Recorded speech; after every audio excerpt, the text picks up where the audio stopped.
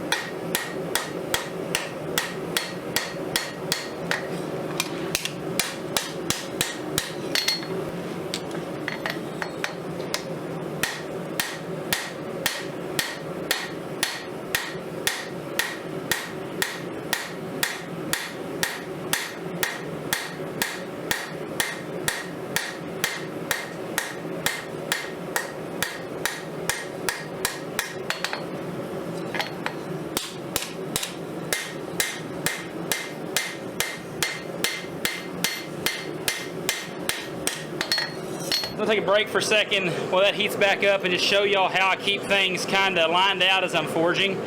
I don't just come in here and just start beating on metal. I always have a direction I want to go. I usually have a template I follow, and of course I just draw these out freehand on some grid paper.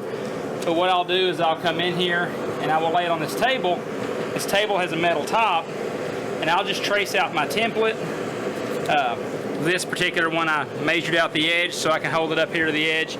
But I will come over here periodically through the forging process and compare what I'm forging to what I have drawn on here. That way I can manipulate the steel as close as I can to what I'm trying to do.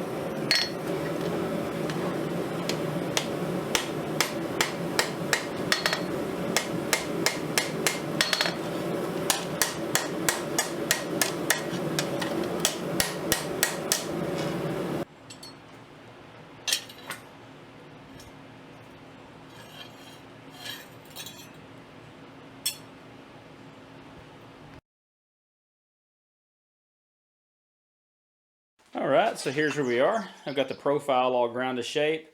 As you saw in the slide before this portion of the video, I just went in and laid my template on top of the steel and spray painted over the top of the template. You can see the red spray paint in the other picture, and then I just ground in where I wanted to clean the profile up. I also took this back because I had a little bit of a warp in my tang. I also took it back into the forge and heated it up above critical, straightened that out, let it soak for a second in the heat, and then I have a container of hardwood ash that I put it in so the tang would cool down real slow and anneal to make it easier to drill. But this being 5160, it's notorious for work hardening, and then drilling it is a nightmare. You can run a lot of drill bits, so this just makes that easier. So that being said, we're going to go ahead and get our pinholes laid out on the tang here and get them drilled. I'll drill a few dimples in here on both sides to help lighten it a little bit, as well as give a place for the epoxy to rest whenever I glue the handle scales up. And then we'll go ahead and we will drill the eye up here on top of the cleaver. We'll get our bevels roughed in, and then we'll get it heat treated. All right, let's get over there and get to work.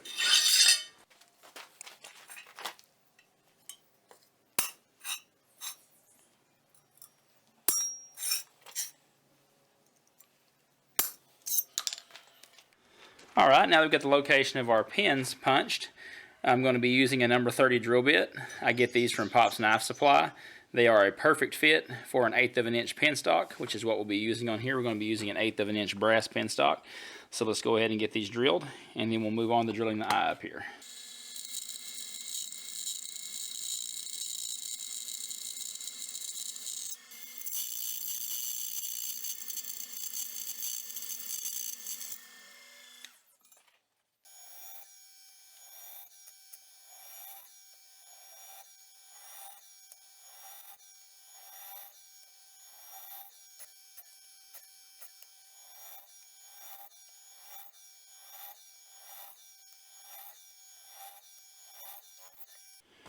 Alright, we've got everything drilled. I'm going to use my height gauge here, and I'm going to scribe a line down the edge here so I can grind the bevels in a little bit to that. I'm not going to grind or rough the bevels in too much because this edge is already pretty thin, and I don't want to take it much thinner. I've got to clean up some out here at the tip where it's still a little thicker here.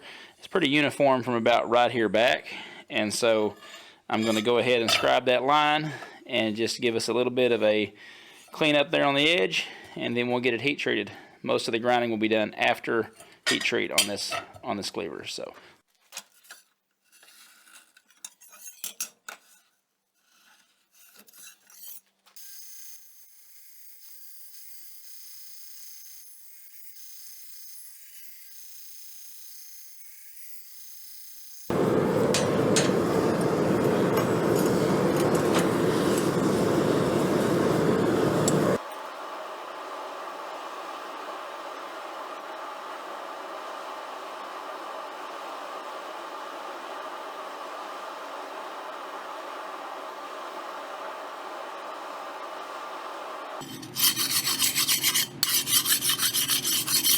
Alright, so here's where we are, right out of the temper. I tempered this for 2 1-hour cycles at 400 degrees Fahrenheit. Everything in the quench did not go good. We actually ended up, I was worried about that edge being so thin, it did indeed warp. It actually potato chipped on me. Looked like a snake climbing down the edge of it. And so I actually had to heat it back up, run it through some thermal cycles, and re-quench it. But it came out good second time around. So with that being said, I'm going to go ahead and get over the grinder and get these bevels finished up so we can move on to the handle. Alright, let's get to work.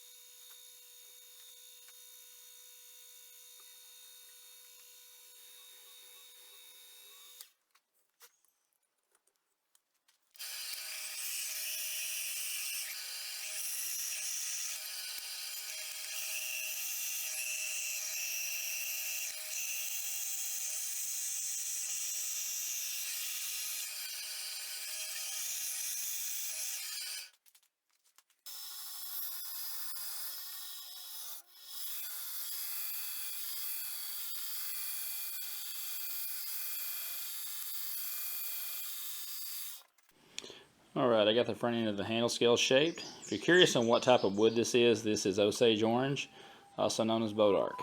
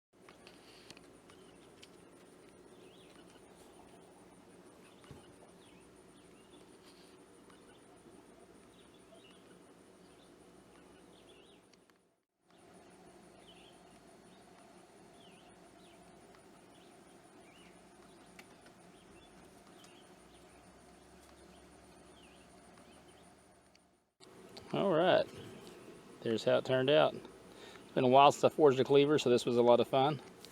I think it turned out pretty good. I did get a little dip right there that I couldn't grind out because it's too thin, but hey, turned out pretty well, I think. And just in case you're wondering, that is not a crack on the end, that's just a hammer mark. But with that being said, I appreciate you for checking this out. If you would, hit that sub button down below, ring the notification bell, notify me of this content as it posts, and I'll see you soon. You all have a good one. All right, bye-bye.